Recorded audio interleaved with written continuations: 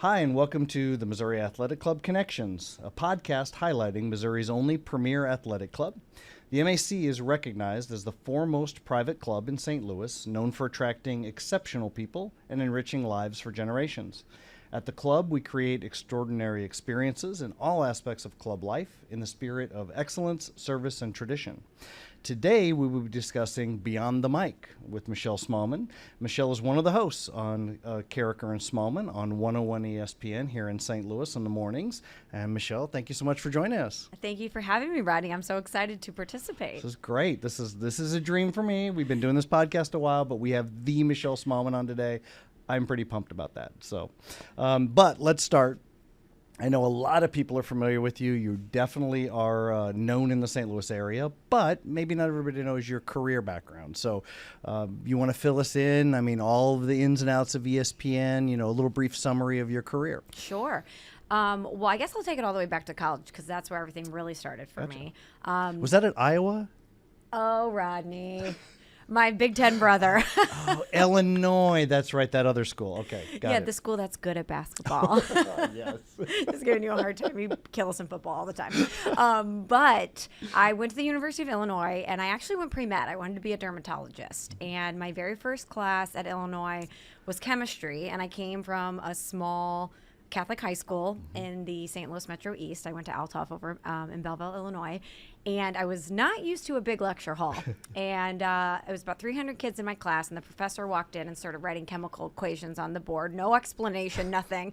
And I remember panicking and thinking, this is not going to be for me. This is not going to be for me. I'm going to have to figure. Day one, class one. I had to figure something out quickly. So I went and saw my advisor.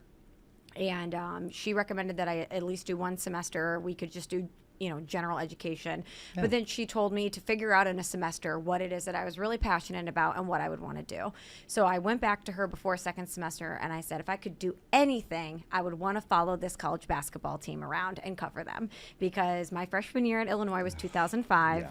The year that Illinois was robbed of the national championship. Yep. They went to the national championship game, lost North Carolina. But that team was magic. Yeah. It was so fun. It was such a great introduction into college life and college athletics for me. And I thought it was just that, a dream, something that I would never really be able to make a career at. But I had a great advisor who suggested that I go into broadcast journalism. This was 2005.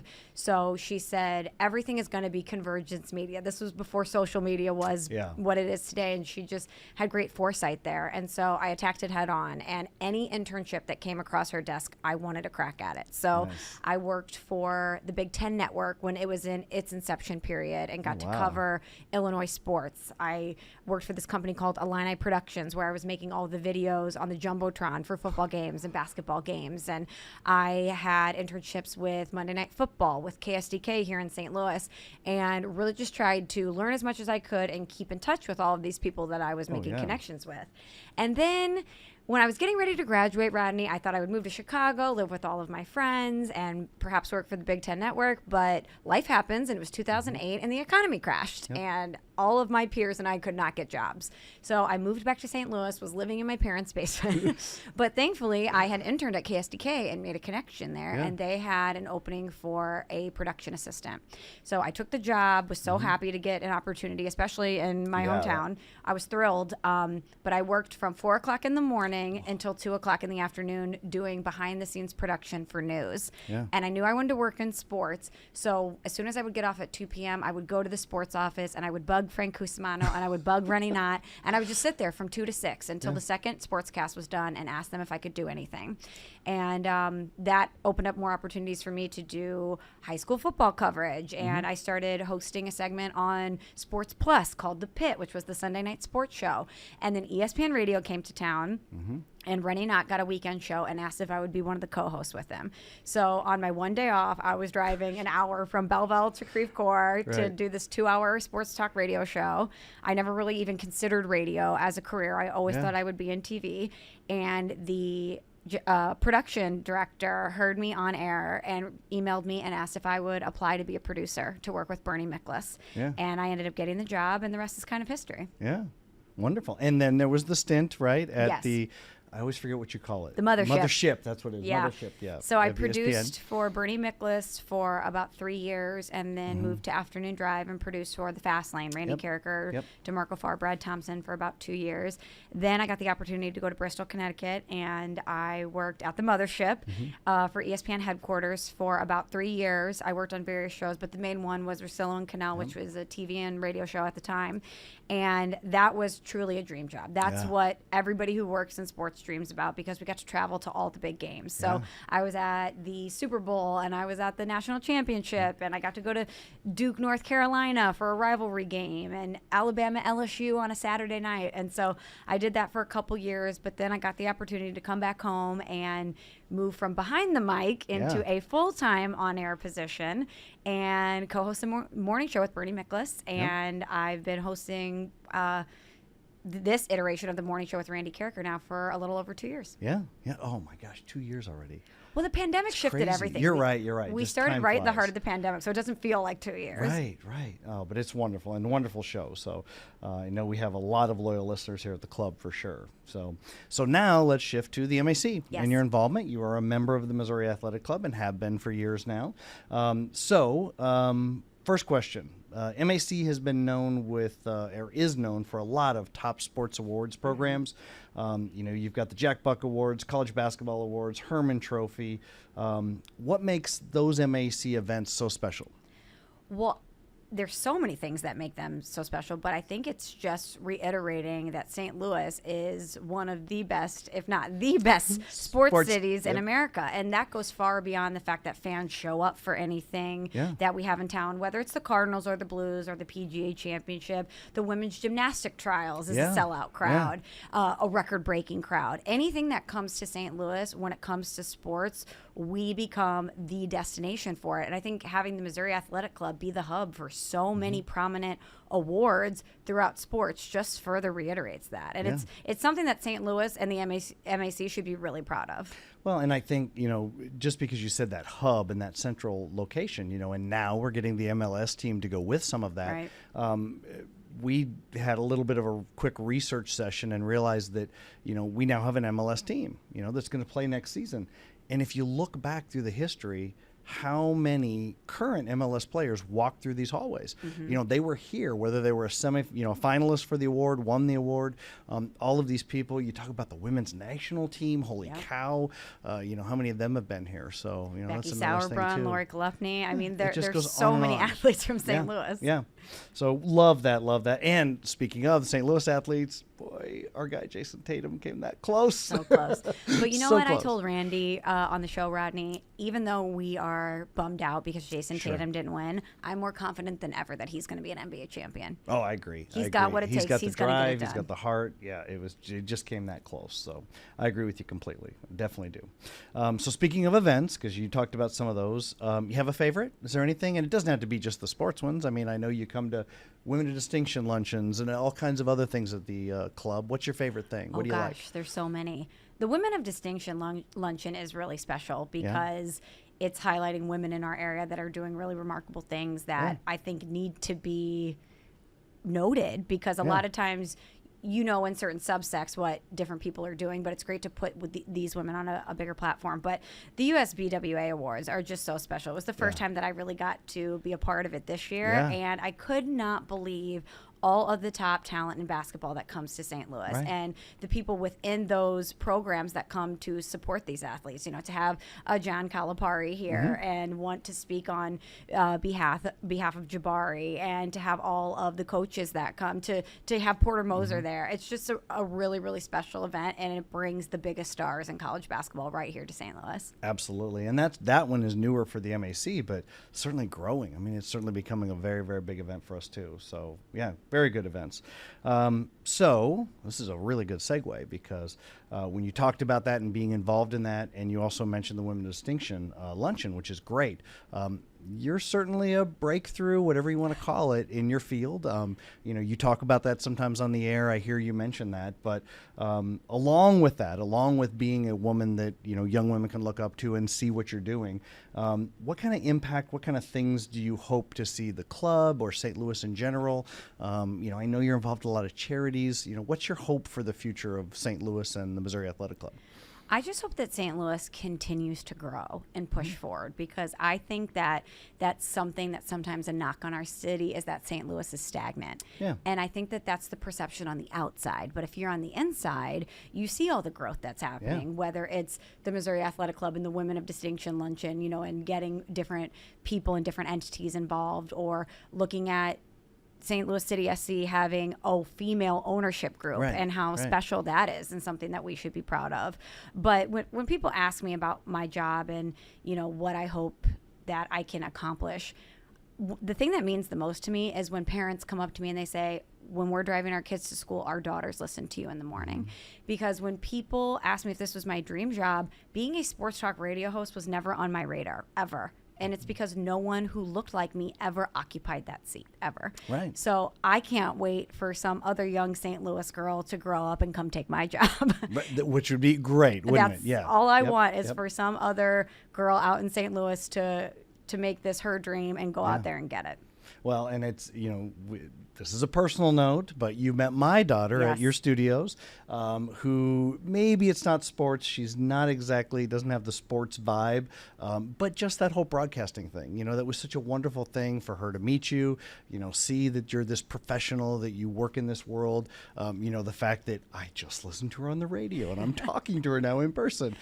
So it's true. You're certainly inspiring young women in the St. Louis area. That's without question. Thank you. That means so much. It was so great to meet your daughter, because she might hear my voice on the radio, but I've seen her on social media, and boy, is she a video star. She's got such great poise. She could definitely be in front of the camera. She thinks she's a high-tech YouTuber already, so she's on it. I just want her off TikTok and things like that for now, at least. But we'll keep going with that. So let's also talk briefly about, we're talking about the professional side of things, but this is your club. You're a member here. How do you use this? How does the club work for you with work-life balance? And, I know I've had the pleasure of having lunch with you. I know you enjoyed that, but what else are you using the club for? Oh gosh, so many things. It's such a nice community to be a part of, especially because I work really weird hours. So it's nice to have not one, but two different hubs across St. Louis that if I need to go somewhere and get a workout in at a weird hour, or I need a place to go to bridge the gap in my day, I always know that that's available for me at the MAC. But I'm the type of person that I need someone to push me to work out. I am not going to go on my own volition. I'm not. I will go and I'll just roll out a mat and say I'm going to do abs and lay there, and I definitely will not get it done, which is why probably the main thing I do at the MAC is go to the West Clubhouse and work out. And I work out with Paul Helfrich, who's my trainer there, and he's been so great keeping me focused on my health and wellness goals. During the pandemic, when everything was kind of awry, we did 75 hard together, and then that inspired a different challenge that we did for members in the fitness area out at the West Clubhouse at the MAC. But I also really love the club that allows me to be a fan. And by that, I mean, when I go to games, I don't want to have to worry about parking. I don't want to have to deal with anything of that nature. I want to actually go and be able to really enjoy myself. And so one of my favorite things to do is come here, park at the downtown clubhouse, come inside, have a pregame bite, and then take the shuttle to the game. I think that is one of the most valuable things that members can have, because the worst thing is after a Cardinals game or a Blues game, having to walk to your car, having to sit in traffic. The next thing you know, it's 11:30 before you're even pulling out and getting home. Exactly. And I tell people all the time, I'm like, the MAC is great for so many reasons, but to be able to take that shuttle for Blues and Cardinals games is really at the top of the list for me. It's so funny you say that, because I think it's one of those taken for granted. Yes. You get used to it and it just gets taken for granted. I've been, had a member introduce me to a prospective member, and we'll be discussing all the ins and outs of the club and everything else. And I'll say, the shuttle is so wonderful. And the member just lights up like, I never told you about the shuttle. Oh my gosh, it's one of the best things we have. And I'm like, well, we have great fitness, we have great food, but yes, the shuttle is one of the greatest things we have. It really is. I also love that this is a real community, and that in your adult life, you don't have the same identifiers necessarily that you did when you were younger. When you think about high school or college, it's, oh, I play on this team. This is the sport I play for. I went to this school, or I was in this sorority. There are these little identifiers that are kind of on your personal resume. And I love that the Missouri Athletic Club kind of brings you that sense of community as an adult. And whenever I go out and I meet other people who are members that we're unfamiliar with one another, it's this instant connector. Like, oh, I'm an MAC member too. Oh my gosh, we should grab a drink at the Jackbuck Grill. Yeah. Or do you work out at West? Yes, or, been to the pool, whatever it is. Yeah. Well, wonderful. Well, I'm a fan. So, I listened to the show, okay? So this morning was interesting. So while I was listening this morning, I got a couple of additional questions for you I added since this morning. Okay, great. So the first one is, I need to know, Michelle, what is your toughness story? You talked about hockey players and all this stuff. So, did you ever do a broadcast with a punctured lung or a ruptured eardrum? Or what was your toughness story? We heard all these inspiring toughness stories. Oh, well, relative to everything you heard this morning, Rodney, I'm a big wimp. I have a zero pain tolerance. But I would say probably the biggest rally moment for me was after the Blues won the Stanley Cup in Game 7. I was at Enterprise Center watching with my entire family, and I didn't drink or anything, but just the adrenaline of that night. When your team wins a championship, it's a state of euphoria that's unmatched, especially when it's the first one ever. Right. And I remember leaving Enterprise Center and doing an interview for the post-game show, and people were just on the streets screaming. They were honking their horns. Let's go Blues, playing Glory. It was this big celebration. And one of the best things after your team wins a championship is going home and watching SportsCenter or reading all the coverage, because you can't believe it's real. Right. And so I remember I did not get 1 minute of sleep that night and went in and got to do the show the next morning. I was running on pure adrenaline and coffee, but it was a toughness thing on a different level, but honestly, it was one of the best days I've ever had. It was so awesome. Yeah. Well, I like you said, that follow-up, because especially if you're there live, there's always the stuff you missed. Yes. And especially with a celebration like that, it doesn't matter if you're in the stadium and it's in Boston. None of that matters. It's the fact that you miss things. And so when you watch SportsCenter, when you watch the recap, everything else, it's like, oh, so-and-so did this. And look, there's him holding the cup and all those things. So when you're there, you don't even hear the final call. You don't even know what the iconic final what call was sounds it? like. Right. Yeah. Right. Good point. It's a very good point. Yeah. Like for that. Chris Kerber to say the wait is over. I didn't hear that until after the game was right. over. That's a good point. I can't imagine. I was not in, I was not in the arena, but it just had to be bedlam. I mean, it just had to be crazy. It was unforgettable. Yeah.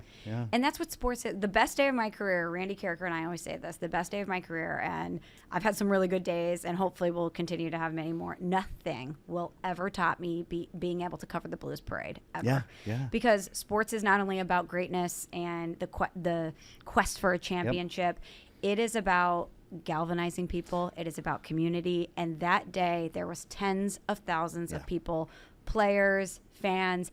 Everyone was one, and it was just pure joy for hours. It was so special. And that's back to your St. Louis spirit and St. Louis sports city and everything else. I mean, look at that. I mean, that is a prime example of, we are here for this team, and we've been waiting for this. Yeah. It was so cool to get to walk with the players too and talk to them, because they kept turning to me being like, this is unbelievable. Yeah, because some had been through at least, similar experiences. So, yes. And I just kept saying to them, this is St. Louis. They've been dying for this for 50 plus years. Right. Well, it's so funny. I love that your choice had to do with the Blues, because that's another interesting thing that was on the show this morning. So, of course, Randy Karraker, there was a little, wager type thing involved, and we all know he has the infamous tattoo, right? Yep.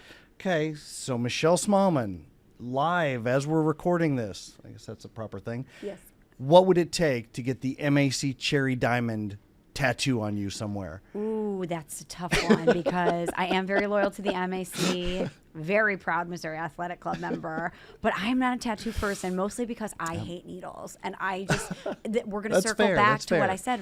I am a big wimp. I just don't know if I could endure the pain. I think I might agree to it and then sit down and be like, I can't do it. I can't go through it. I'm going to back out.